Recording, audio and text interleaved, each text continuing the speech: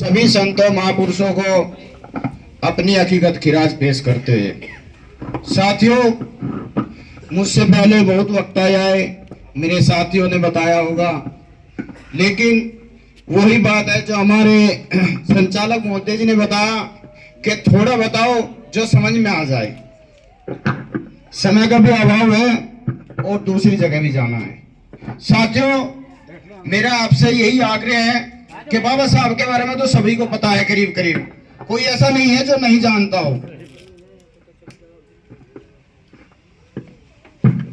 तो साथियों, जैसे पैसा दुनिया की एक वाहिद ऐसी चीज है कि उसे छूने से पहले कोई भी इंसान ये नहीं देखता कि इसने हाथ धोए थे या नहीं धोए थे, ये किस जात से है, किस धर्म से है, किस बिरादरी से है, कोई देखता नहीं।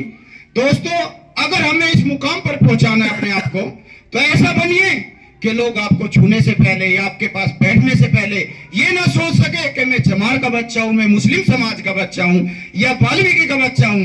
तो अपने आप को बनाने के लिए दोस्तों ऐसा बनाइए जैसे एक पैसा। तो साथियों, हमारे बाबा साहब ने, लोग कहते हैं कि हमें क्या दिया, बाबा साहब ने क्या दिया। दोस्तों, हमें बाबा साहब ने बोलने का अधिकार, पढ़ने का अधिकार, आज जो मैं आपके बीच में खड़ा हूं, बात कर रहा हूं, ये बाबा साहब की देन है। अन्यथा मैं भी आज आपके बीच ना होता, कहीं कूड़े के ढेर में या किसी की मजदूरी करता है, किसी के लट खाता है, मैं भी घूमता फिरता। तो बाबा साहब के तो देन इतनी है कि हम अपने मरकर भी कितनी भी मेहनत कर ले, कितनी भी कोशिश कर ले, हम मर के भी इनका कर्ज नहीं चुका सकते। तो साथियों, हमें वो दिन याद है और आज का दिन हम इकट्ठे जो हुए हैं, 6 दिसंबर 1956 को हम जो परिनिर्वाण दिवस मनाते हैं, एक काले दिन के रूप में मनाते हैं। साथियों, बाबा साहब ने वो दुख झेले, बचपन से लेकर जब तक इस दुनिया से गए, उन्होंने कष्ट ही कष्ट झेले।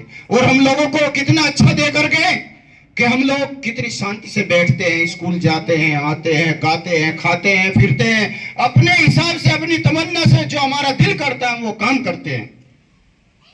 तो उस महान हस्ती का हम कर्ज कैसे उतार सकते हैं। तो साथियों, हमें अपने बच्चों को भी, अपने बुजुर्गों को, बड़ों को और साथियों को बताना चाहिए कि हमारे महापुरुषों ने कितना योगदान दिया है।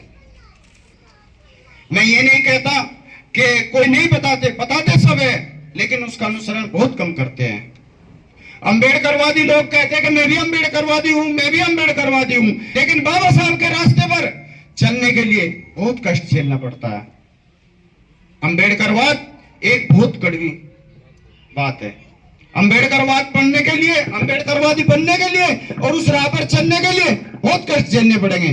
परिवार छोड़ना पड़ेगा, रिश्तेदार छोड़ने पड़ेंगे, यार दोस्त छोड़ने पड़ेंगे, और लोग फिर क्या कहेंगे, हमें ये तो पागल है, इन्हें काम ही क्या है, अरे ठल्ली रहे तो घर से। तो साथियों, अगर समाज का बीड़ा उठाना है तो सब कष्ट तो झेलने ही पड़ेंगे।